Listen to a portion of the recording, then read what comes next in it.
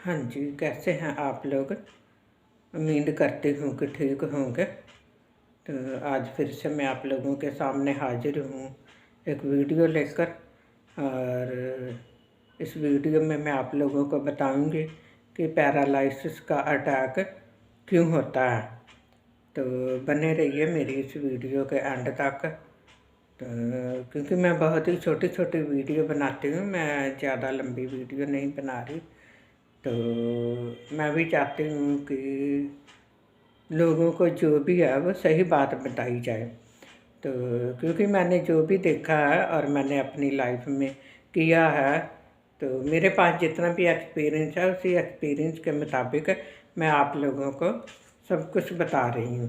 तो अभी मैं आज आप लोगों को बताऊँगी कि पैरालिसिस का अटैक क्यों होता है।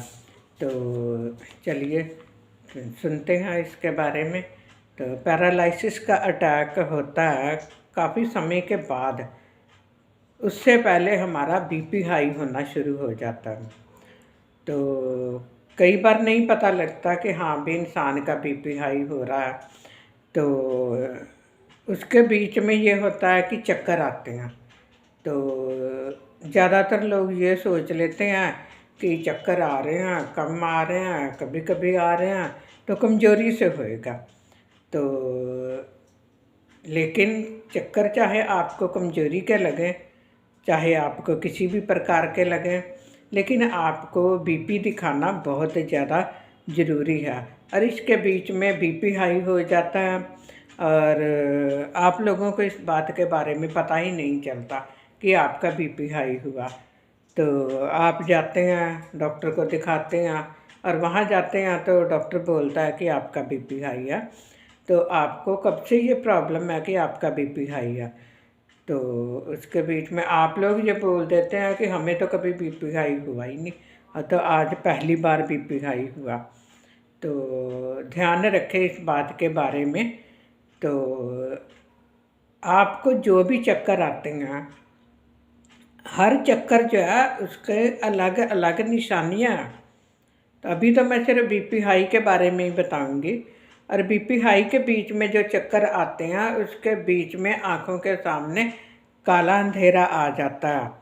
तो ये चक्कर किसी और समय में भी आते हैं, उसके बारे में मैं आप लोगों को बाद में बताऊंगी। तो अभी मैं ये बताती हूँ कि आपको जब इसके बीच में काले चक्कर आते हैं तो इसका मतलब कि आपका बीपी हाई है। तो आप डॉक्टर के पास जाते हैं और डॉक्टर को दिखाते हैं तो वो बीपी हाई आता है। तो डॉक्टर आपको बोलते हैं कि दवाई खा लो। आपको लगता है कि मुझे तो कभी ये प्रॉब्लम हुई नहीं है तो मैं दवाई क्यों खाऊं। तो आप क्या करते हैं, उस समय तो आप दवाई ले लेते हैं लेकिन बाद में आप वो दवाई नहीं लेते। आप ये सोच लेते हैं कि मैं ठीक हो गई हूँ तो बस ठीक है, अब तो कोई ज़रूरत नहीं है। तो आप लोगों को ऐसा नहीं करना चाहिए, आप डॉक्टर की सलाह को मानिए। तो मैंने देखा है अपनी लाइफ में, इसलिए मैं आप लोगों को वीडियो बनाकर और आप लोगों के सामने अब हाजिर होती हूँ। क्योंकि मैं चाहती हूँ कि कोई भी इंसान बीमार ना रहे। तो अगर होता है तो हर चीज़ का सलूशन होता है। तो जैसे ही बीपी हाई होता है आप मेडिसिन को शुरू कर दीजिए। और जब आप मेडिसिन शुरू करेंगे तो आपकी जो उससे आगे की पैरालिसिस की बीमारी है वो आपको कभी नहीं होएगी। तो अगर आप बीच में ही दवाई छोड़ देते हैं तो उससे आपको पैरालिसिस का अटैक होने का खतरा रहता है। तो इसलिए पैरालिसिस का अटैक होने से बचने के लिए आप बीपी हाई की दवाई जो भी आपको मिलती है वो आप ज़रूर खाइए। और सुबह सबसे पहले आपने जीरे का पानी बनाकर पीना है। तो जब भी आप सुबह दवाई खाते हैं जीरे का पानी बनाकर पीजिए। तो जब आप जीरे का पानी सुबह हर रोज़ बना के पिएंगे तो इससे आपकी जो बॉडी है वो नॉर्मल रहनी शुरू हो जाएगी।